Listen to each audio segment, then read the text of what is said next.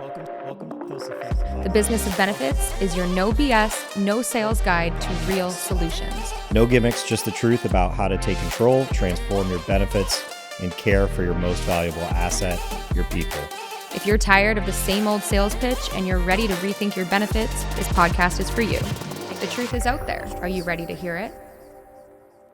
You know, if you think about BC and AD, right, there's a time before all this fiduciary exposure and there's a time after. And I hope after we can point to now we've corrected some of these biggest problems. Hello, and welcome to the Self-Funded with Spencer podcast, a show that cares about healthcare. Each week, we sit down with some of the top industry minds to discuss how this healthcare system works, what solutions actually deliver results for employers, and how do everyday Americans get access to better and cheaper care. So whether this is your first day on the job or you're a grizzled industry veteran, or if you even randomly stumbled upon this podcast, I promise you that this show is full of information to help you understand this crazy world we call U.S. healthcare. So thanks for tuning in to the Self-Funded with Spencer podcast. Let's go make healthcare better together.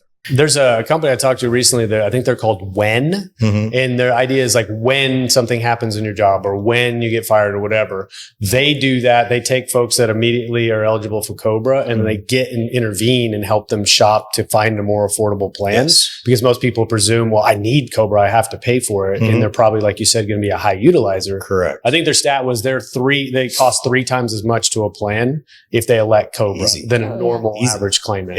So they're just saying, well, we'll just intervene. Then we're going to show them plan options side by side, help get them in an exchange plan that's better for them, that's less expensive. And you've also avoided having a COBRA. But you know where that's actually easier, in my opinion, I could be wrong, but we're going, I'm sure. Yeah. So keep going. Yeah. When we've already developed trust with the employees via they can directly text their account manager. They're getting text messages from us multiple times a month. They're used to the communication and it's always been proactive versus bringing in an outside vendor to be like, you're old and now you need to get off our plan. Like we've already established that trust. And I feel like that conversation's a lot easier to have when you've already built that as opposed to an outside vendor. But I do think that's a great idea. Well, those are the consulting wins that are sometimes small. So we did a company earlier this year. It was only like 100 insured. And we found out there was a COBRA member, but he was also over 65. Okay. And he Double was whammy. struggling and he was holding on to the COBRA coverage, paying almost $2,000 because he had a dependent who had mental health or she was disabled, right? Yeah. So she was disabled. So this guy's just paying his COBRA and barely paying it because it's taking like 80% of his money. So I don't even know how he's like living. And he was doing it because he thought like when I lose that coverage, she won't have any coverage. So we got him on Medicare, got her on an ACA plan. The end results of the group was over $250,000 premium reduction because he was between the two of them, like they were save money as well, right? Correct. Way better for him. Like he's probably saving $22,000 a year now. Yeah. Good. Okay. And same with the plan, like that $250,000 is going to get split up amongst the 100 insured. Like that's how that equation's always going to work, right? Like that's how it happens. Yeah. We had that exact conversation last night on a panel where there was a drug that was like $600,000 annually. It was about a $50,000 a month injection. I think it was that Strariza or whatever the heck it's called. Spinraza. Oh, that's a new one. I haven't had the pleasure. I don't even know what the condition was. We didn't get deep into that. But the point is that one individual was accounting for like 60% of the plan spend and they were fully insured. And so we're just obviously showcasing, hey, what if we could source that medication more effectively? What if we could carve that? What if they're even eligible for PAP? Yeah. If you were to remove 60% of plan spend that was coming from one person,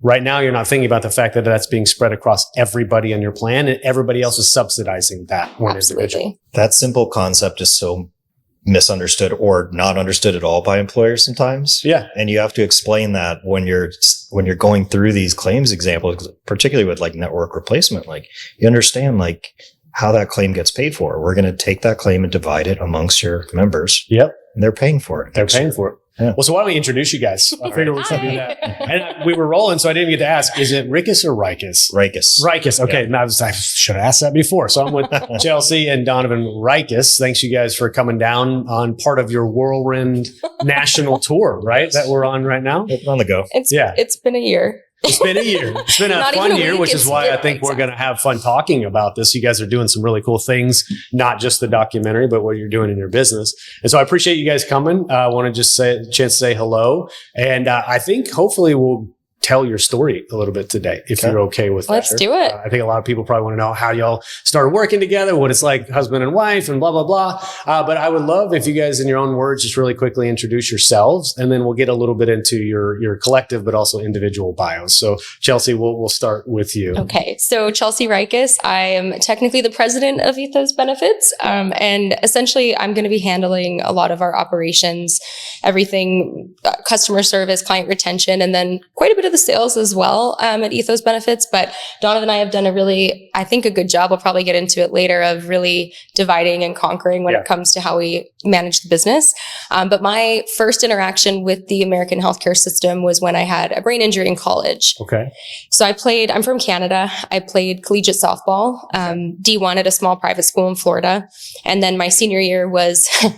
You're like, I didn't know that. I was like, college athlete. Let's talk about this. Yeah. And yeah, it was pretty amazing. I was accepted to med school. My senior year, I was the team captain. At that point in the year, I was leading in home runs, RBIs. It was like the dream story, right? Okay. Kind of felt like I was on top of the world. And then very quickly, it all changed. I was hit in the head after practice. A long toss ball cleared the fence and hit me in the side of the head. And then the next day, I was cleared to play. Oh, okay. So there's just no recovery there. So was it diagnosed retroactively with concussion, or what was it? Okay, the injury. Okay. Yeah, absolutely. And then ended up going back home to Canada, deferred medical school, went back home to Canada to do a brain injury rehab program. Okay. And actually did the same one that Sidney Crosby, if anyone is a hockey fan, the same one that he did up in Canada. And, realized very quickly that even though I'm in Canada utilizing Canadian healthcare, American bills were following me. And so I experienced what about 1 in 12 Americans do, which is medical debt. Mm-hmm. So I'm 22, have no idea how the heck I'm going to pay for these bills that are coming in. Also don't know what the hell they even say or mean. Like many, I thought I had insurance. And then, you have a brain injury, so you can't focus. Lights were a problem. Noise was a problem. So that was pretty awful experience. And that's kind of what ignited me to do my part in fixing it. Okay. So I have a lot of follow-up questions to that. But it's interesting. And so how long ago was this? I'm not trying to ditch you, but how long? No, it's all right. It was 11 or 12 years ago. So I played college soccer about 20 years ago, and the protocols for concussions were a lot different. I witnessed a horrendous head-to-head collision, seizure on the field with one of my teammates. Wow. Like still pretty visceral, right? Because it was just like we were in a small school. It was really surrounded by trees. It was humid and hot. Boom, these guys just looking up at the ball, and they both run into each other. Watched our teammate have a seizure.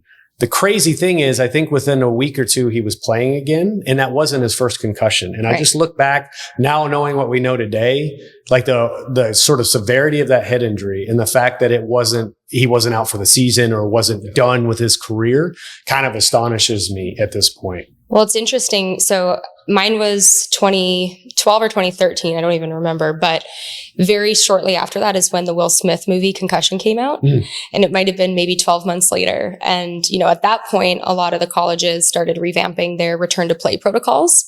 And everybody started talking about concussions and CTE and the NFL and all the things. So I feel like I just missed people caring. People giving a shit. Yeah, people caring. But granted, I take responsibility and ownership in everything I do. And my 22-year-old self, or 21 at the time, was wanting to play. I didn't want to let down my team. I'd have been the same way, honestly.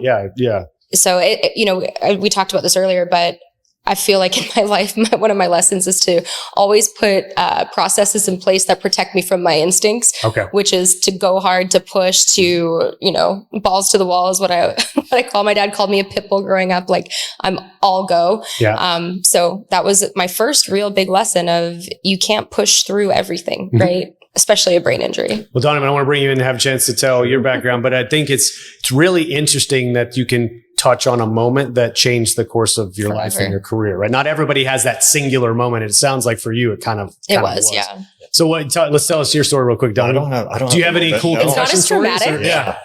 Let's tone down expectations now. No, I have, I think the common joke in health insurance or benefits consulting is like, I would have never this wasn't the plan. Yeah, of course. Like why would you look at what this industry has done to employers and employees over the past 20 years? Why would you be like, yes, I want to go get involved with that? Right. Yep. So mine, I would say, kind of came a little bit backwards because I had worked my way up to actually getting my securities license. Okay. And the interesting thing about that in comparison to what we do now is that in financial advising, whether it's wealth planner, financial advisor, retirement planner, whatever it is, they call themselves whatever they want, but there is two distinctions of licensing, right? Okay. So one of them is going to be commission based. And under that, that person is a salesperson and their only legal requirement is to make recommendations that are suitable for you. Okay. Pretty vague, right? Yeah. Pretty vague, pretty low level, like suitable. Anything could be suitable. And luckily they do have another side, which is the fiduciary side. So you can license to be a fiduciary financial advisor, which is the simple concept that you'd always act in your client's best interest. You won't have any conflicts of interest. Okay. And you will be, 100%, you'll 100% disclose all compensation basically. So you just know, you understand who you're hiring and why. I mean, much like you would hire a CPA attorney, anything like that. So anyway, I did that. I became a fiduciary financial advisor, had a registered investment advisory. And what I did, I was working with business owners because it was a little bit more complicated and I'd work with them on their pensions, 401k plans. Really liked it, very lucrative. And I was happy and got a call one day from one of my clients and said, hey man, I got a 40% increase in my health insurance. Mm-hmm. Can you help me out? And for whatever reason, I said yes. and the way I said yes was considered. I'd said, send me everything you have. Okay. And I said it that way because I had no freaking you didn't know what to ask for. What do I need? Send me the stuff all the stuff. Send me that. So he did. And I just called a bunch of people. I didn't go the traditional route because I assumed that had been done, right? So I'm not going to the carriers, and worked with a bunch of people, met a lot of people, learned a lot. In less than a month, put together my first self-funded plan, mitigated that entire 40% increase, didn't increase benefits for employees. We actually took them out of an HMO, put them in a PPO. Oh, so you didn't raise deductibles? Didn't decrease. No, sorry. I followed. Yeah. We didn't decrease benefits or increase premiums, but we were able to mitigate that anyway. And so, I'm curious. I got to know how. Like, what was... just underwriting. You underwrote. Just underwriting. I mean, they were in a fully insured program and they were just passing the renewal increase with very little data. So that was back in the day. I had to do IMQs for a whole lot of people. Yeah. Not a very fun process. Yeah. But in it, we discovered they were vastly overpaying and we kept them there for years. Like, did you, do you remember, can you equate it to dollars, that 40%, like how much money that was saving that employer? I don't remember on the employer side. Hundred thousands. It was in the hundreds of thousands. It was one that came to me accidentally. So I think they had 60 insureds that are 120, 130 eligible employees. And what I remember from it really was getting the proposal back. This guy was like, trying to figure out how is he going to make this work. Yeah. Right? Like he's worried. So I get the proposal back and I'm looking at it. What I remember is looking at the employees' premiums. So I'm like, that's $110 per employee. That's almost $500 for the employees with families. Savings. Yeah. Like, that's crazy. I mean, back then that was groceries, not anymore. We talked about that. But still great. $500 a month for a person today for a family is a significant amount of money. Correct. So I'm sitting there and those are the numbers I remember still to this day. And I'm thrilled. And then it kind of hits me the realization that like, oh shit, like this is my first time ever doing this. I didn't know anything. I didn't want to know anything about this. And I just made a 40% difference. And it wasn't because that broker couldn't do it. It's because they weren't compensated to do it. Yeah. Right. So like those positive feelings turn really negative. And I just kind of realized like, okay, this side of the business needs a lot more help than 401ks. Yeah. And you were describing over coffee the fact that like, if you could find 25 basis points or a 0.25% savings when you were on the financial side, not huge dollars overall, but you're finding 40% savings, almost kind of not really knowing what you're doing at that point. And you're probably realizing the scope of the problem is so much more significant. Is that fair to say? I don't want to put words in your mouth. Yeah, no, 100%. And, coming up through financial services and securities, I mean, you really see that like the reason people get into certain products or securities is really based off who they hired. Okay. Right. So like you understand and, fair enough, right? Every business has to have their own business model. But I think when people are getting advice, they don't realize that maybe I'm working with somebody who has a business model and they're trying to fit me into that. Yep. Not so much what I'm telling them, which is like, I can't pay this 40% increase. Like, I need you to find a way out. They're like, no. No, sorry. Pareto Health is the largest benefits captive in the United States. With nearly 3,000 captive members, 1.3 billion of stop-loss premium in force, and almost 1 million covered lives, no other benefits captive comes close to Pareto Health's scale. But it's not just about the numbers. Pareto Health is a mission-driven organization, and that mission has two distinct parts. Number one, to make self-insurance simple and more accessible for small to mid-sized employers. And number two, to arm them with the most powerful cost management tools on the market. So if you're an employer frustrated with your healthcare outcomes, or you're a benefits consultant looking for an alternative to the status quo, it's time to consider Pareto Health. Pareto Health, where employers come to do self-insurance right, to do it easily, and to do it at scale. Yeah. Well, so you guys have interesting genesis stories on your own to getting into healthcare, but this doesn't lead us into how you get into benefits, though. Yeah. You had your introduction to healthcare on the consumer side. How did you get into benefits then, Chelsea? Well, I was working in nonprofit, so learned very quickly with the brain injury, which ultimately was post-concussion syndrome, that I wasn't going back to med school. So I couldn't play softball again too, right? No, my career was over. I had hopes of trying out for Team Canada. I definitely wouldn't have made it, but I wanted to at least try. Yeah. So that dream was cut short too, but ended up thinking like, well, let me see if I can save the world in a different way. And I thought corporate America and business was the enemy. So I went nonprofit. Okay. And I was fundraising for a couple different nonprofits, doing corporate fundraising. And I'll share a quick story. I was making about $30,000 a year, and I was raising a lot of money for this one particular nonprofit. And I went and asked for a $3,000 raise. And I gave a business plan for why I deserved $33,000 and how I was going to, double what I raised last year. And they're like, we'll send you a bonus check. I was like, amazing. So I'm waiting. And then like a few months go by, nothing happens. So I inquire about it again. And they're like, it's on its way. And it's in the mail, right? It's in the mail. Everything's in the mail. And it came and it was $10. Jeez. $10. I don't mean to laugh, but that's ridiculous. Yeah, no, it was shitty. So I ended up quitting, and my main sponsor at the time was Colonial Life. And ended up becoming one of the youngest DGAs, district general agents, agency owners in the country for them, which is actually how I met Donovan. So okay. I prospected him. Okay. And I remember actually to this day being at lunch and telling him all the amazing ways that I could handle the employee engagement and the enrollments and the technology and all the things. And, I'm just blabbing away, and I never get nervous, especially, I just don't. Like, I love being in the hot seat. I love, a chance to prove myself. And around him, I was like sweating. Like, I remember being like, why am I so freaking nervous right now? And then later he told me, he's like, you had the sale 5 minutes in. I've never met anybody that gives a shit as much as you do. Yeah. Like but long story short, he ended up actually giving me a frame for that $10 check that is in my office now. I kept the check, never cashed it. Good move. But after working with him through Colonial Life, he eventually asked me to become a partner because it was working so well. And I jumped over to the independent world, which was really important to me because seeing all the misalignments that existed. And when you say the independent world, independent what? Carrier agnostic. Not being capped. Not being capped. Yeah. And something that was really intriguing was, his founding story has a lot to do with the term fiduciary. So literally he was able to do what he did because he just acted as a fiduciary on behalf of the employer, right?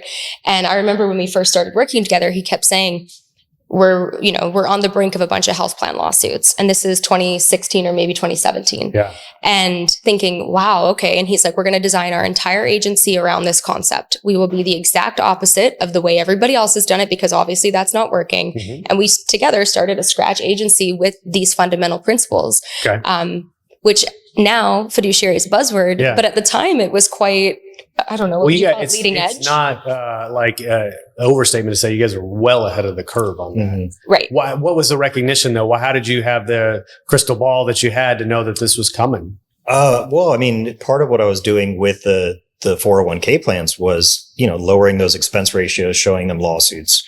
That's, people are going to either make a move for price or fear of litigation or legislative change or whatever. So I'd kind of show them a little bit of both. Okay. Like we can lower the costs. Here's what it would mean over like a 10, 20 year career. That's good. But also like, here's some problems with your plan documents. But again, so like what we talked about, a quarter of 1%, right? Like, not setting the world on fire. So just realizing, it seems so simple, right? Like they're both employee dollars. So I had the 401k. I know how many people I have participating and I know how much money's going in at the end of the year. And then I see the healthcare plan. There's more people participating and they're putting more of their dollars in the healthcare plan than in the 401k. Yep. So it's like, all right, if these are both employee dollars, but there's 40% waste here and there's a quarter of 1% here, it was like, people are not paying attention. This could be an episode on its own, but like how did we get to a point where nobody's paying attention to one of the biggest line items on their P&L? Like, that's like I said, we could spend the whole podcast talking about it, but it's insane to me. We were talking Chris Hamilton earlier. He was on the commercial banking side, and I think he got introduced to healthcare, and he looked at it and go like, "That's how you're managing this stuff? Yeah. Like, you're telling me you don't really do anything other than whatever your broker says your renewal is supposed to be, and you're spending millions of dollars on this?" Kind of same recognition, like, "Oh, I can go do something better." But how did we get into that mess in the first place? You think? Like, well, the first thing that surprised me doing it was like, that first client send me everything you have. I'm imagining a bunch of stuff. I'm working with securities. Yeah. Like you can get all the information. You could pop more information than you want on whatever investment or stock you're working with. So I'm imagining I'm going to get this big data packet. And I realized that 40% renewal increase was summarized on one page. There was no data. There was no claims. There's no justification. It's literally like 2 sentences. Did it even have the loss ratio on it? No, that's nothing. Crazy. Nothing. So I was like, that's crazy. Like, that's how this works. Like, that's weird. And then actually coming up with a result after, you're like, okay, like that's it. So like literally the website went from the homepage kind of said fiduciary plus financial advisor. When we decided to go all in, I literally just changed it and said fiduciary plus employee benefits. Okay. And we were off. That was never looked back. That was predated Ethos then, right? Yeah. Correct. Okay. Yeah. So we rebranded to Ethos Benefits in 2022, which was about a year-long painful process. Yeah. Tell me the story, how you rebrand and why Ethos and all that stuff. It was tough. It was tough for one of us. Somebody else loved it. It's tough for I was down for a change, but well, why did we do it to begin with? Well, because before it was a registered investment advisor, so it was called J. Donovan Financial, and the reason was because if you look at all financial firms, they're just somebody's name, right? Mm-hmm. So I didn't get crazy creative with it or anything like that. And do you want to tell the story about the name? Yeah, okay. Which name? J. Donovan? J. Donovan. Okay. So my name's Donovan Joseph Ryckis, right? So everybody would like call me Jay. Or DJ. Right? Yeah. Well, J. Donovan's their last name or whatever. And they're like, well, why'd you do that? And it was like, well, I wanted to call the company Donovan Joseph Financial, right? Because that's his name. Mm-hmm. Middle or first and middle, right? But I just happened to do a Google search and there was a pretty active Florida rapist. I wasn't expecting that. I wasn't either. Luckily he looked nothing like me. We're very far in age groups and all that kind of stuff. But I'm like, well, if I'm starting off a new practice, I definitely don't need prospective clients getting that as the first search result. Correct. Yeah. So J. Donovan it was. And eventually, the only change we made initially was just that homepage change and then like some of the content. We're like, hey, this same concept is going to work. And then we finally did the rebranding. And so Ethos, I think I probably have a guess of like ultimately what the Ethos name means, but I'd like to hear from you guys why you landed on that name. So Ethos is the guiding character or principle of an organization or a person. Ours has been since day one with Donovan's background, just transparency. Okay. And before, again, it was a buzzword. We were going in and we were talking to these groups all over the country, and we ended up growing very quickly in the first few years and acquiring a lot of business and around the country. And what we were realizing was the J. Donovan Financial, number one, it was a little bit confusing because it kind of sounded retirement, but it also sounded regional, right? And it didn't necessarily encompass this belief that we have that if you follow the incentives, you will always get to the root cause of inflation in healthcare. So essentially our ethos was transparency, doing the right thing at all costs, being a fiduciary. And we just wanted our practice to more reflect our actual values. Okay. So we went through an entire values proposition, like a year-long process. Okay. And Did you work with an outside marketing firm? Okay. Yeah. And coming up with the new name was very difficult. And I mean, we would sit through, it was difficult.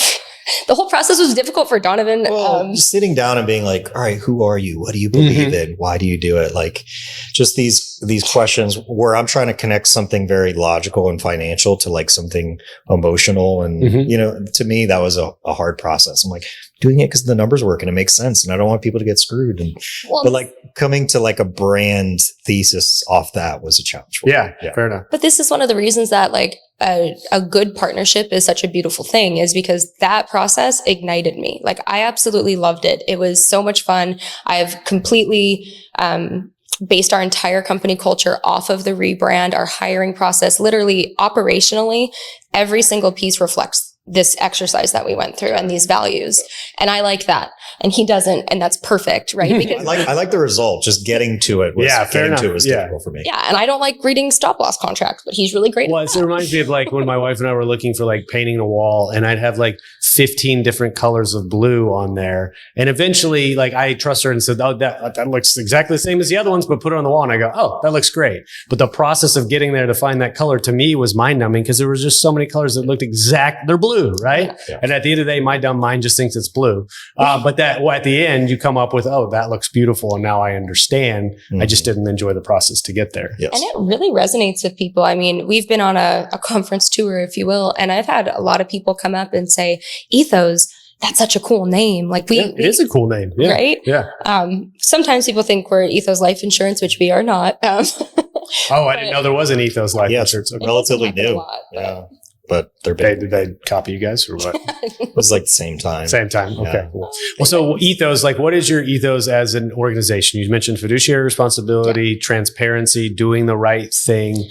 Like, do you have a marketing tagline or anything? Yeah, like, it's a fiduciary approach to meaningful benefits. Okay. But I think our number one value in our agency, and this is how we hire, this is how we acquire clients, absolutely everything is around this. It's called being consistently excellent. But really what that means is being up to something bigger. And if something can be done better at any point in time, it's going to be done better now. Okay. Like we're not going to wait until next year to implement a new software or a new idea or a new vendor. You know, like if something can be done better, we're going to do it better and we're going to do it quickly. And I think that is a huge contributing factor to the growth of our business over the last few years. Okay. You know, we're not messing around, and we don't bring in people that are okay with how things are working, right? When I didn't have this values-based framework to work out of, and I was just hiring when we first kind of started, we would get a lot of feedback like, you guys are intense. Like you have a lot of business. Things move really fast around here. You know, we'd hear these things. And then now I've learned to hire. I look for people who share the same values, that are fed up of the way the healthcare system works, that actually want to make a difference. They don't want to just clock in and clock out. Like they're literally up to something bigger in their lives, personally and professionally. And once you start kind of hiring according to the values of the organizations, there's no surprise. Okay. People come in and they're, you know, our team says this. We don't even say this. They tell me, they're like, our job starts when somebody tells us no. You know, we ask a carrier for data, they say no, it's go time. Yeah. Like they're fired up to do it. It's not us asking them, hey, keep pushing, keep pushing.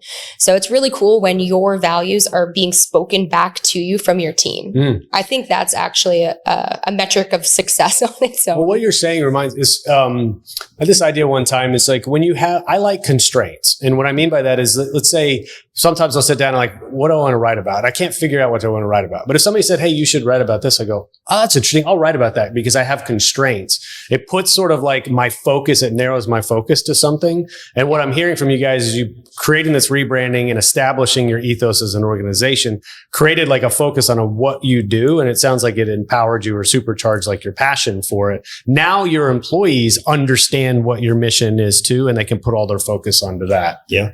I think too, when we sold our small book of business, and when we did that, you know, we essentially got rid of any of the misalignments in our branding, because a lot of the times when you're working with smaller groups, like, you know, you have to do fully insured, or you have to pass along increases. And granted, there's Chris Corcoran's out there and a lot of amazing people who are bringing these solutions down market.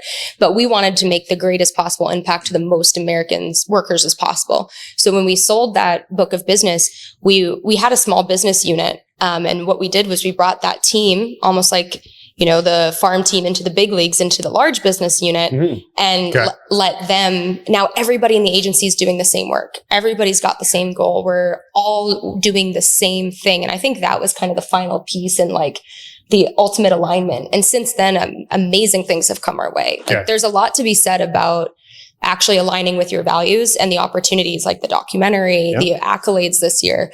Everything has kind of fallen into place with these decisions we've been making over the last few years. Yeah. What do you feel about it? I mean, does that resonate with you as well? I mean, I feel like you guys are doing, like, you're choosing to do harder things, right? You guys are choosing to do more complex solutions. Good or bad. Good or bad, right?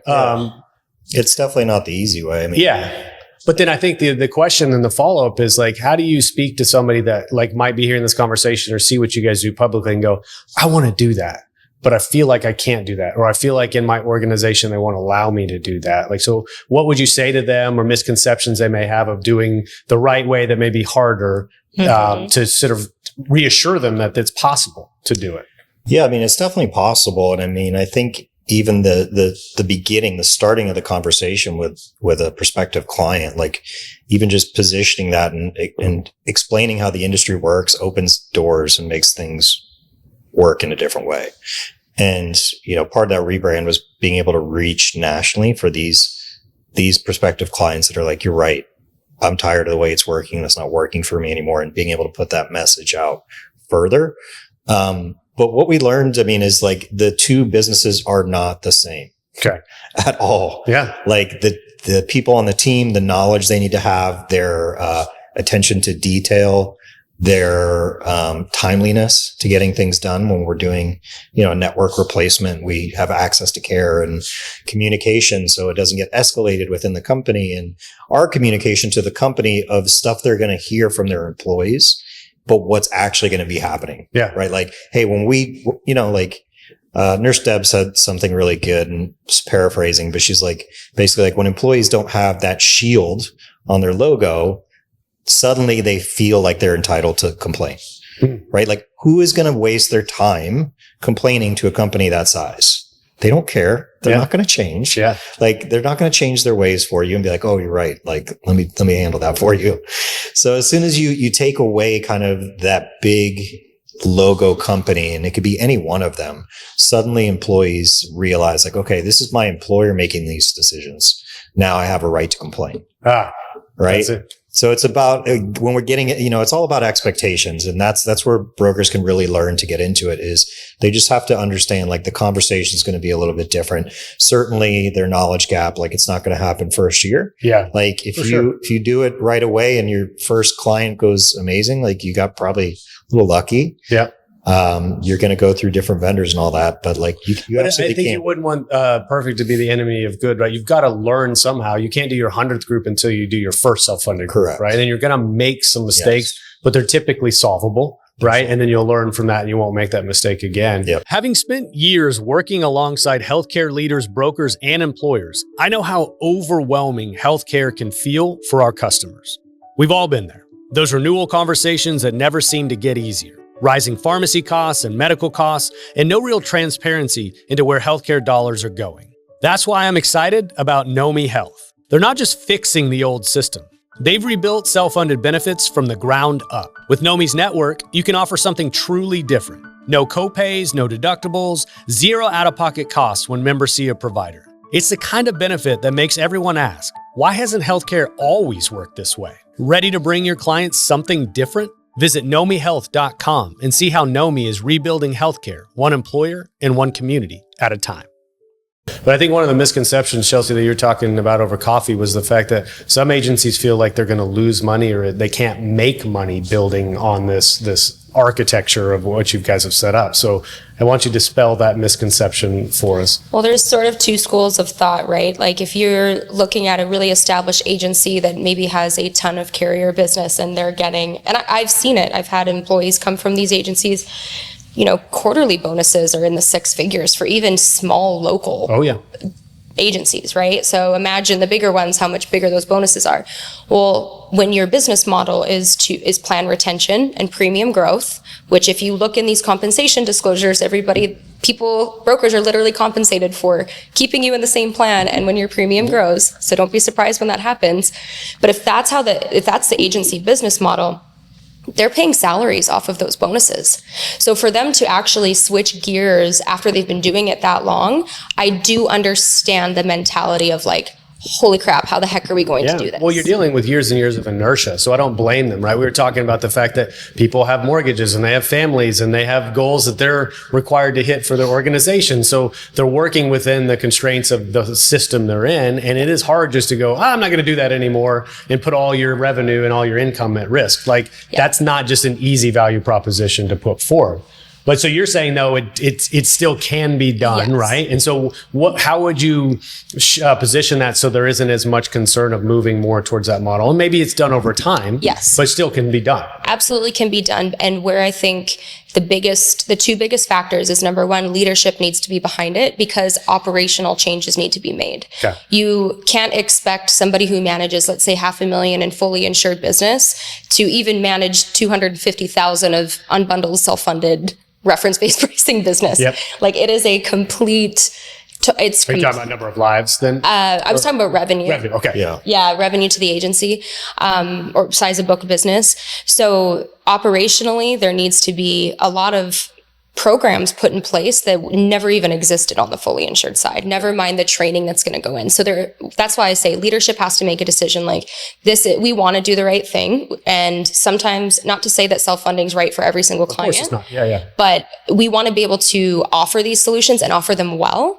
I think the leadership team makes a decision on that. They educate themselves and then they don't overburden their employees with too much business and they put them through the necessary training. And here's what's really interesting. The first couple years that you commit to this, sure, you may not make as much money as you did just placing your book of business, but the retention that comes from this type of business is incredible. And then also we talked about when you're doing this amount of work, you can charge for it. Like, Donovan was sharing with you earlier, we'll come in at the same compensation if we're taking group fully insured to self-funded.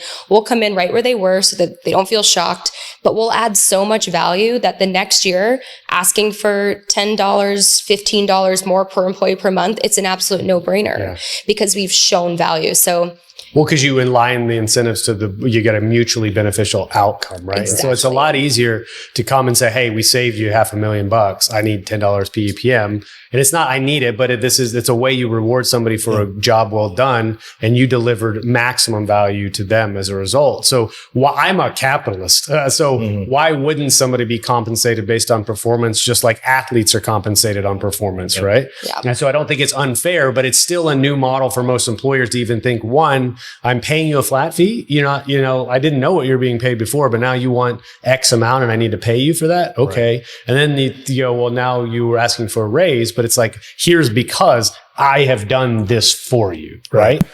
And I think it could be dangerous. Like, I know a lot of advisors do it differently. Some of them structure that in the beginning and try and do like a performance-based percentage of savings.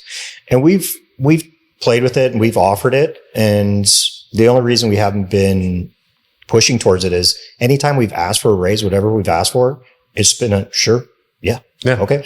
Right. So like we've never gotten the slightest bit of pushback. So I feel comfortable coming in, providing the value and then asking for what's fair later. Cause, regardless of what the percentage of savings is, I can't repeat that 2-3 years. Of course you can only do 30% the first year. And then that's what we'll talk to folks and we'll talk about potential savings with the captive and stuff. And then it's like, by the way, we'll never drive your cost to zero. So let's not make that an expectation that will fix everything. Right. So there's diminishing returns over time naturally, that just occur. But I'm thinking about when you set up an arrangement that does put fees at risk, either up and downside, where you could potentially make less if it underperforms. You have to have a good metric to say this is an objective target that we're trying to hit. And we both agree that that's the target. And if you overperform, great, you'll get more money.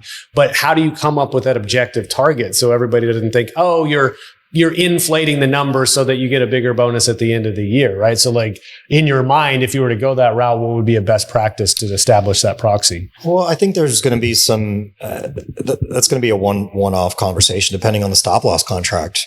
You know, if you have your spec set low enough going into it for a first year, which you probably should to avoid any potential of aggregate, which we've had a lot of TPA stuff. We can talk about it later. The aggregates is never supposed to happen has happened multiple times. Too much. Okay. But yeah, if you have your spec low enough, you can account for those like high flying claims and then kind of look objectively at the rest of the population, or you could do it off, you know, PBM spend even, you know, whatever it's going to be. But like you said, if what you're doing right now works, right, and you are over delivering and you've never had somebody object to a raise, I think why mess with that, right? It's clean, it's easy. And yeah, because I mean, the other side of that. So say the part I've been having a hard time with. So let's say I go in the first year and I say, okay, we're going to change that percentage of commission to a PEPM. Here's what it is. We're going to work off that this first year. And then let's say we want 10% of savings or whatever it is. Okay, that's great for us for the first year. But then how are we structuring compensation the next year? Right. So if we're going to do the right things for the client, you know, talking about the diminishing returns, like we save you 30%, it takes just as much work to keep you flat the next year, right? Same work we're going to have to do. So it's like, all right, how do we structure it for that win-win? That's all we need to look for. So it's like, how do I keep winning with you to do the same work? It's the overarching point is right now, if you're in a model that includes commission, it doesn't mean you're doing the wrong thing or you're bad. But the reality is as the costs increase, so does your compensation in that arrangement. So just by tweaking it slightly and separating those two things, now if you're delivering a better outcome and claim savings, then of course it would make sense for you to get a raise in your compensation rather than the inverse being true, you allowing costs to keep going up and also getting a raise at the same time. Like nobody would say that makes sense on the surface when you explain it that way. No. To kind of wrap up the idea of we'll move on from this topic. We don't have to hammer this topic too long. It's good. It's really informative, and I think a lot of people need to hear it. But something that I think it's more of a long-term play to do the right thing and do it really well, because, you know, ultimately your staff is managing less revenue than they would in a fully insured business model, but they are way more capable, and they're if you've got your values and your value proposition and your culture worked out, they are so loyal. And because they really feel like they're making an impact, not only is client retention a good thing and something that results from it, but your own employee retention and the cost of turnover. You know, we're always going to employers talking about, turnover is so expensive. But if you look at benefit agencies, turnover is immense. So from a profitability and a scalability standpoint, like retaining talent and retaining clients is really where the play is. And to Donovan's point, you know, you keep adding value and you make more. It's very simple. I mean, this is a really hard problem is how do you find people that are capable of servicing this business? You don't. Okay. You train them. You truly do. So like all the work Chelsea did with the rebrand and setting all those policies and who we are and SOPs, tech stack. That has gotten us the right people. And we've hired more off culture than off of capabilities, because we've hired from every large agency in the country and they still come in with a lack of knowledge on this side. They're like, oh, I thought self-funding was ASO. Right. And then they just do what the carrier tells. Like, no, that's not what we do here. Right. So nobody's ever come in with a good base of knowledge, but because they have the right mentality, they learn quickly, they get there, they all kind of come from this model where they're like, I'm jaded of like doing things to hit the agency bonus. Right. Yep. Because they're getting told, hey, we got to do this if you want your Christmas bonus. Yep. And then more and more just keeps getting dumped on them over time. Right. Yes. Yeah. And then also there's a lot of there's a term for it and it escapes me right now, but when you add more to an employee's plate, but you don't increase their compensation or change their title, but you're essentially asking them to upskill in a bunch of different ways. It's this whole thing that's happening in the workforce right now. We're very big on, there's a very clear pathway to promotion in the agency. Okay.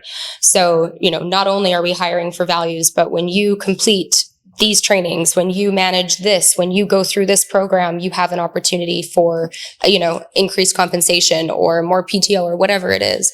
And having a very transparent, it's not just something that we're doing with our clients, but with our employees. Like, everything in the agency is based on transparency, and the amount of trust that you build with your team around that.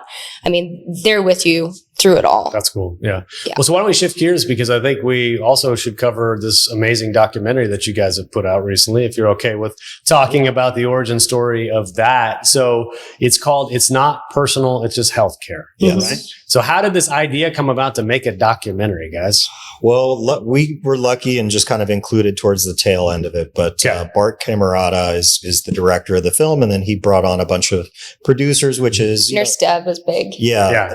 Agencies like us across the country that are kind of fighting this fight and trying to do this. So, I'm thrilled to be a part of it. I feel like we had a very small role in any of it, to be honest. Producer kind of meant bring a couple ideas, help fund to get it off the ground. But what a great job he did with it. And we're premiering it, as much as we can across the country. It's available on our website for people to view. Really well done. I think it's important that it wasn't coming from a sales perspective. Yeah. So it wasn't coming from agencies. This is clinicians and attorneys and practice owners and HRs across the country, right? Kind of giving all of their experiences. And what was Bart was Bart's last name? I'm sorry. Camerata. Yeah. So what was the original idea of why we wanted to do this, or what it was supposed to drive in sort of a call to action? He told me that it was a conversation with Nurse Deb, over and over, where they're like, let's make a documentary. And then they basically got together and were like, let's do it, and started getting all the right people involved. But Bart's been doing really great stuff in the industry on the media side for many years. And he is actually a wealth of knowledge when it comes to self-funded health plans and all, and all the misalignments that exist within the industry. And so he's essentially tried to work with advisors to help them position their stories. And then I think just figured out through the help of Nurse Deb, there's a way to do this at a much larger scale. Yeah. And ultimately that's the goal, right? It's not about us. It's not about Ethos. It's not about the other producers. It's about getting this message to as many decision makers as possible. And what better way to do that than through an educational film? Well, what I liked about it was educational. And I'm not saying it because you guys are sitting here, but it was really, really well done. Yes. Yeah. And what I liked about it is that it was accessible, even if you didn't understand healthcare, which I'm sure was the point or part of the way it was produced. And I've shared it with a couple of colleagues. Nathaniel's watched it. And I like the idea that it's hey, I could come to the table with really not a full understanding of the healthcare system and walk away somewhat transformed in my understanding of the problems. Doesn't necessarily mean I know I can go out now and fix it, but I know how it works and what it's doing to people. And I can move from there to go, okay, I want to figure out what I can do about that. And so there was this sense that there's a passion that came through, that it was a sense that you wanted to inspire people, I assume, or Bart or whoever ultimately was responsible for it, wanted to inspire people to come out the other side and go do something with it. Yeah. I think everybody knows that there's problems with the industry, but even on our side, on the consulting side or the broker side, if you will, I think over the years it's been presented as this big, complicated problem that's too complicated or scary to understand. And a lot of that is how we present data, right? So just this idea of hey, we all have an idea something's wrong. What are those things? What are the big drivers that are leading this industry to just kind of go in the wrong way from what we're looking for? And I think those are covered simply enough to where everybody that's watched it has been, usually pissed off first. Outraged. Anger is a great motivator, man. Get people pissed off. Yes. I was telling somebody the other day. So you guys, I told you I saw a heavy metal concert last night. Yep. I'm a Rage Against the Machine fan. They have a line that's subtly said in a song, Freedom, that says your anger is a gift. And I think with focus properly, being angry about something can be one of those emotions that actually drives people to go fix stuff, right? And you guys touched on, y'all captured anger. There's no doubt about that. ClaimDoc is a medical claim auditing and member advocacy company. We provide fiduciary services to employer-sponsored benefit plans, and allowing them to create an environment where we ensure that the benefit plans are being charged on a fair and reasonable basis. My business is basically people, and it become a real simple transition. We thought it was going to be far more complex. I've saved, we'll say, hundreds of thousands of dollars. I could not say enough about ClaimDoc. I think another emotion that was captured, and I'm really happy it was for those that maybe didn't feel as emotionally compelled to take action, everybody else was very curious. So I noticed, and because we've done screenings now. Did you guys get to sit in and watch how the audience is reacting? Oh, yeah. A few times. Yeah, cool. And and it's cool because we would have our social media manager there going around taking videos of people's reactions or speaking to them after these events, asking them what they thought. And there's a very clear kind of pathway. People are either like really pissed off, had no idea, they're outraged. How can this be the truth? And then there's people who knew, like a lot of HRs and CFOs that like knew the system's a little messed up, didn't know that there was something they could do about it, but they're curious. And it's that curiosity that I think is the spark to the change. Anger or curiosity, like I don't care if you're mad or curious, just do something about it. Right? Like, and I think my hope with the documentary is that people will actually take action. Right? As opposed to just watch a film, move on with your life. Like, no, are you asking better? We always talk about this. Ask better questions. Like that, when you watch the documentary, like just go, even if you're going to work with the same person you've been working with forever, ask some different questions this year. Like, hey. Even asking the question, why is it that way? Like start there. I mean, I've got little kids I was telling you. So like they ask why all the time. And at some point you might get a little annoyed about it, but other times you're like, I'm really not sure why, right? Like you don't really think about the why, but I think why the system is set up this way is a really good question to ask, and or, okay, why are we doing it this way instead of this way? And if you open up that conversation, it might lead you down the path of a better strategy. But I don't think enough employers are asking, why are we being recommended this? Or why is this what you're bringing to the table? If they just asked why, they probably would get a better answer. And that's why the CAA of 2021 will have, in my opinion, the biggest impact on this industry since ACA, specifically the compensation disclosure piece. And all the other parts of the law are designed to get employers access to data for them to make better decisions. But there's a huge knowledge gap between them, actually knowing what to do with that data. But the piece that I think is super accessible is comp disclosures. Any service provider making more than $1,000 a year needs to disclose their compensation, indirect or direct. And I think that is... Didn't you guys blow something up on the screen you were telling me? Like it was like in fine print or something at a conference? It's a decent story. It pissed off some people. But... this happens sometimes. So tell me that story, Don. I mean, again, it's the simple questions. And I think that's what the documentary gets to, is asking some simple questions, because you wouldn't hire like a CPA that's going to get paid off a percentage of the taxes you pay.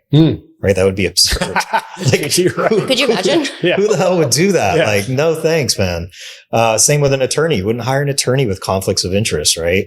So just getting to the bottom of that. And it's, again, this is not to say like the whole industry is nefarious. No. People are doing terrible things and commissions, like none of that, right? But like, I do think it is important, like if you wouldn't hire an employee and compensate them in a similar way, like let's just correct that.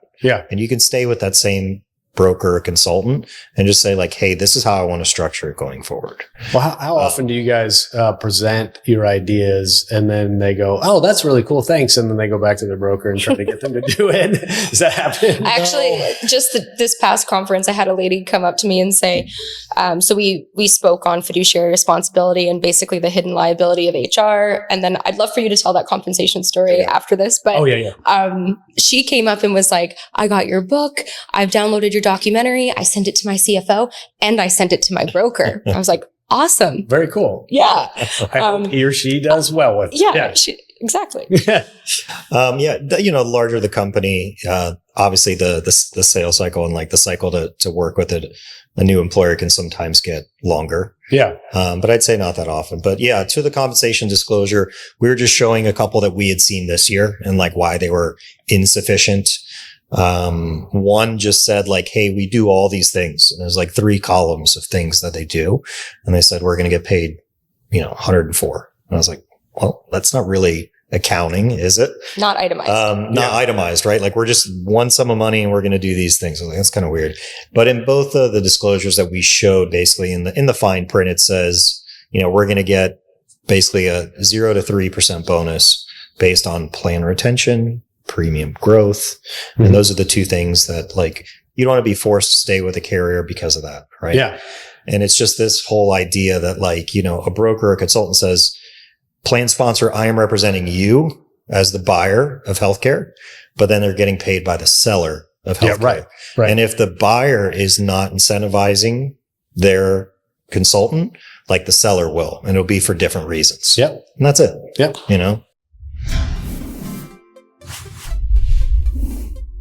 Chronic health issues, surprise out-of-network medical bills, inflated medical and prescription drug prices.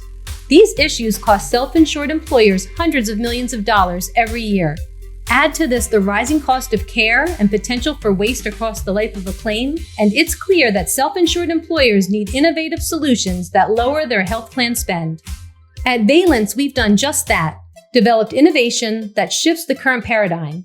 A complete and integrated ecosystem solution driven by data, one that manages and simplifies the complexity of medical claim costs. It is through analyzing millions of data points that we enable employers to realize and fuel cost-saving solutions. Valence experts come prepared from day one, targeting the fraction of claims that will drive the majority of health plan costs. That is how our team lives the Valence promise, engaging early and often for smarter, better, faster healthcare. Well, how has the documentary sort of helped your business, though? Because I assume it has created a massive amount of exposure. Yeah. And I'm sure maybe some influx or inbound interest of your services. So how has that had an impact? Like, I think it'll probably take time to see, but certainly starting a lot of conversations, and it's helpful to not be the only one doing it. So to have these attorneys like Chris Deacon or Nurse Deb as a clinician explaining the stuff she sees and like the real life examples, because we see them all the time. But if we go to a plan sponsor and we're saying, this is the problem and that's the problem and these numbers, but they haven't been hearing that for 20 years.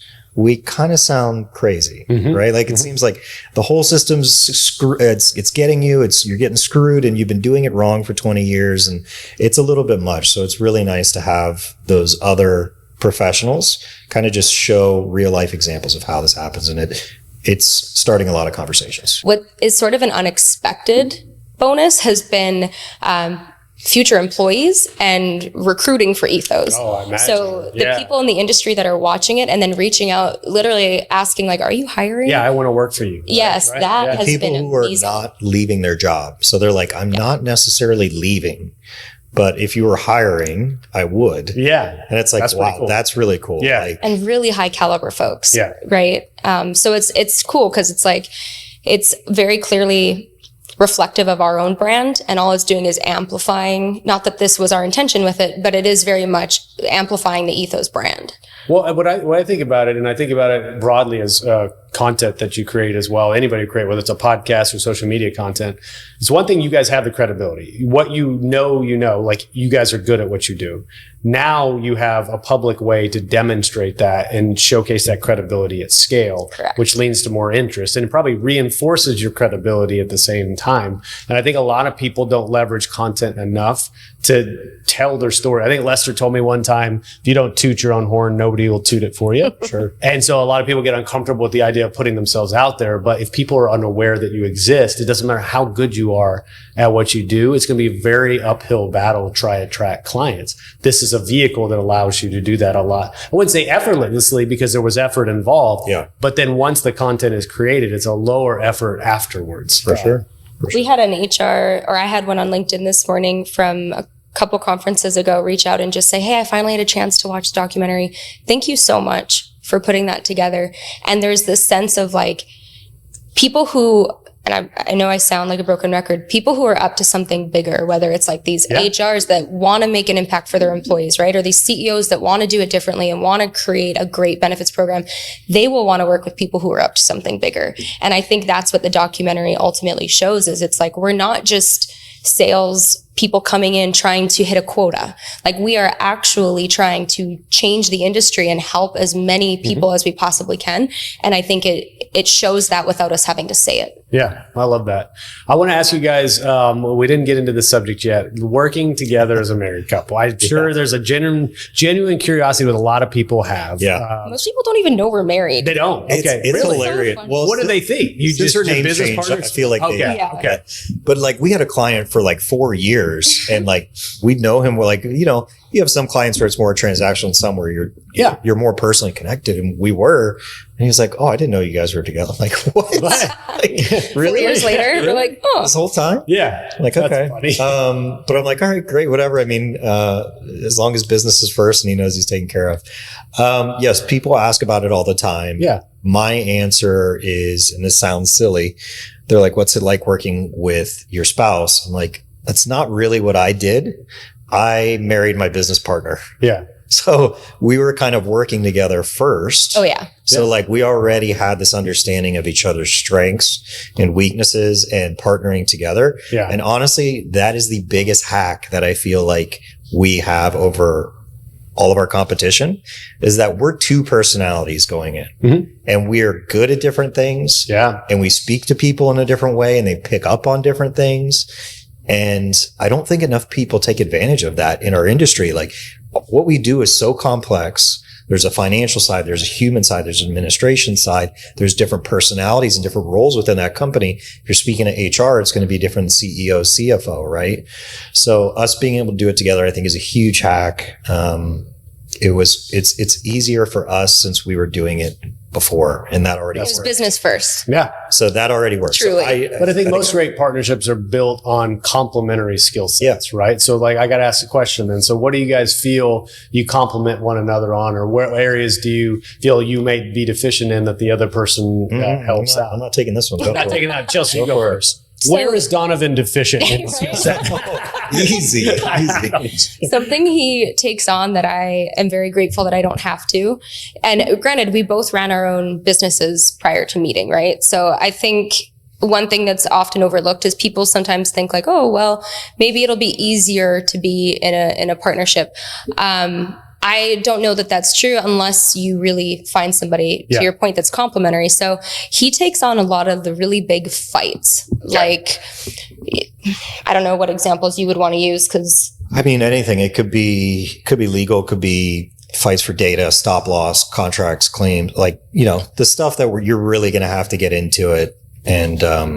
And people tend to, we obviously have very different personalities, right? Like I'm usually the honey or like the carrot, if you will. And sometimes he's the stick. And I think that actually works really well in our favor because so those big fights where it's like, yes, I could do it. Yes, I did it before we were business partners, but it drains me. Like I will lose sleep over something like that versus he won't. And he actually thrives on it and he loves it and he's so much better at it. But what energizes me, working with employees, employee engagement, building high performing teams within my own business, operations, branding, that stuff gives me life. And I don't want to speak for you, but I don't think you necessarily love all of that. So no, she's definitely much better at that. Like my financial practice was just me. I didn't need any employees and I was happy with that because it's in having employees now is the greatest thing, but like it is similar to dating to when you start building a team and hiring employees, you don't understand what you deserve, how you should work with somebody, how you should treat them, what you can trust them with. You know what I mean? Like it's this whole feeling out process of like understanding that employer employee is a relationship that needs the exact same amount of work. Yeah. And you do it bad a couple times and then you just want to be like, screw this. I'll be single. Right? like I'm just going to do this. And in my financial practice, that was okay. And I was doing incredibly well with it just being me. So for sure, all the stuff with the team has been great. And I think now they see us and we've heard this in interviews and with our current team and with our current clients and prospects. They're like, wow, you guys are different, but it really works because they understand like we're kind of. Can y'all shut work off though? Because I mean, I'm curious. So what are the dinner table conversations at the end of the day? Yeah, I think I'm better at that than she is because I'll be like, no. Yeah, like let's watch a baseball game. She'll whatever like, head on the pillow. She'll be like talking about claims. I'm like, no. Yeah, it's hard. I mean, I think one of the great things is not necessarily shutting it off, but in finding the balance is with what we do, we're going after the same thing passionately. And then we get to take these trips together. Yeah. Right. So we did Orlando, Nashville, here in Dallas. Right. So we try to add a little something for us on each trip, something we can do. Yeah. That's right. Cool. Dinners, events, whatever. Like we get to do a little bit of travel and that's where we get to kind of balance things. Yeah. Something I've noticed, and I've heard the employees say it, they're like, well, I told Donovan, so I thought that would have gotten back to you or something, right? Like about a situation. And I'm like, no, that's not actually how it works at all. Like they're often pretty surprised that we don't tell each other absolutely everything. Yeah. But what a waste of time that would be, right? Like the whole point of a partnership is like, you go kick ass at what you kick ass at. He's going to do it on this side. And then whatever we need to tell each other, we will. But I used to make the mistake of constantly kind of oversharing. And I think, what was going on in my lane, as opposed to now that it's a lot more strategic. Like maybe 1 hour a week I'll meet and I'll catch him up on what's going on my side. He'll catch me up on his side, and we're so much more productive.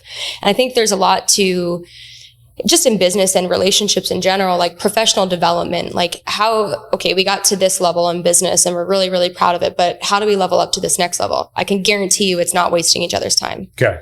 Right. And it's this mindset of the best use of each of our times and separating and not bringing each other down ever. Right. Whatever that looks like. And it's a lot of work, just like marriage in general. We'll move on from this conversation because I wanted to keep you guys feeling like you're like in this couples counseling thing. I wonder, is there like any advice for folks that might be considering working with their spouse or find themselves working with their spouse for the first time? What advice would you share with them? I think exactly to the point Chelsea was talking about, like divide your duties and then like trust the other person. Cause like think how much it would wear on you if it's like, well, you should have done this, should have done it this way. You know what I mean? So until we say like, hey, I could use help here, like tap me in, we completely stay out. And if we want to talk about it after, talk about the next time, we can do that. Okay. But like understanding and trusting, one, that you're not going to be like trying to grab the same task in the business at the same time and then kind of fighting for it. And then understanding like, all right, I'm doing this, you're doing this, and we're going to do it. Yeah. And if it is a situation where we feel like we need help or assistance, we just ask for it. Communicate. And that's fine. Yeah. What about you? What would you say? This is going to sound really silly, but visuals have always really helped me in business, and just in professional and personal development and living the life and being the person that I want to be. And one of these visuals I have with our partnership that is really kind of transformed is it's always us as a united front.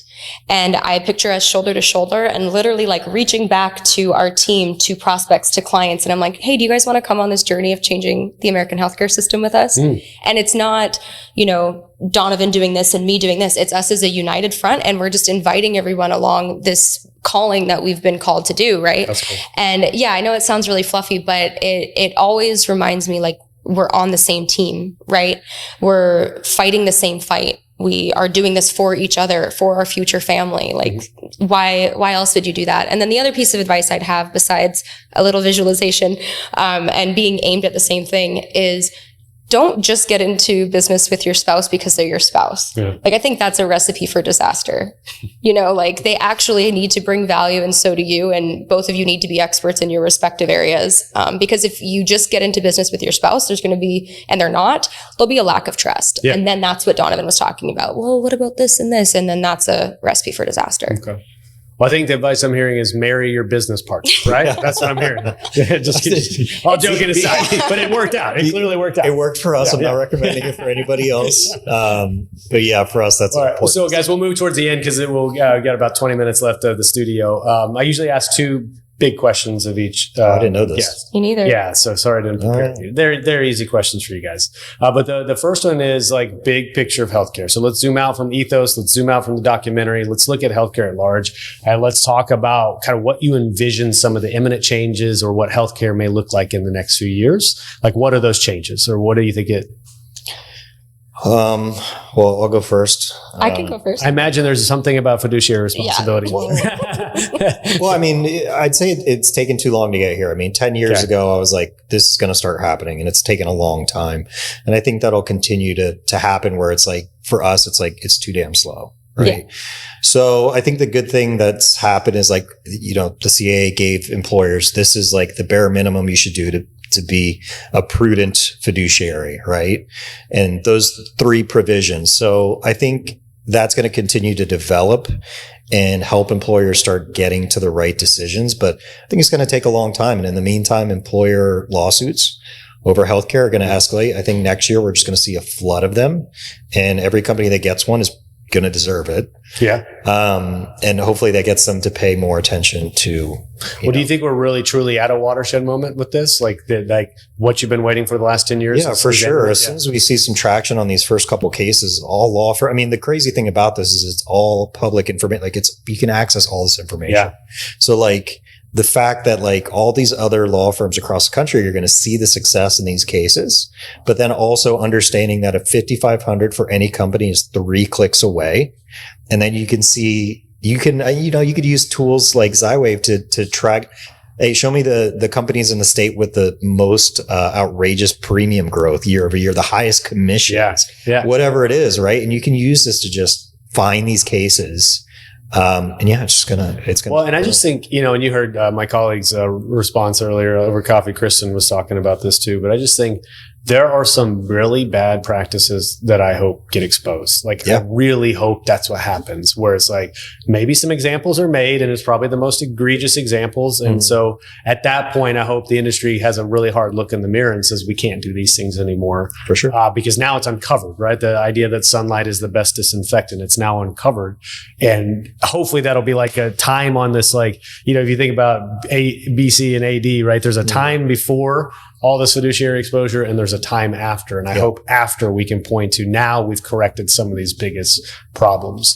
So what would be your response to that question? Finish it. Please, Donovan. One more thing. I think the other thing is like, I don't want to see employers be the only ones held responsible. So I hope we can find a way that the brokers, the consultants, the PBMs that are doing these practices, that some way it can transition over to them, which I'm not quite sure how that's going to happen because, the broker consulting the employer has zero responsibility. I mean, they could just say, I'm a salesperson. Like I got to sell my company's product, but the company has all the responsibility because it's their employees' dollars. So I'd like to see some crossover to where these companies offering these products also are held responsible. I'm not sure what that'll be. Yeah. Like, I'm not sure what that, like, other than public embarrassment. Where does it go after pharmacy, you think? I mean, medical claims are obviously a much more complicated thing to pinpoint the problem. Hopefully just more of the anti-steering stuff.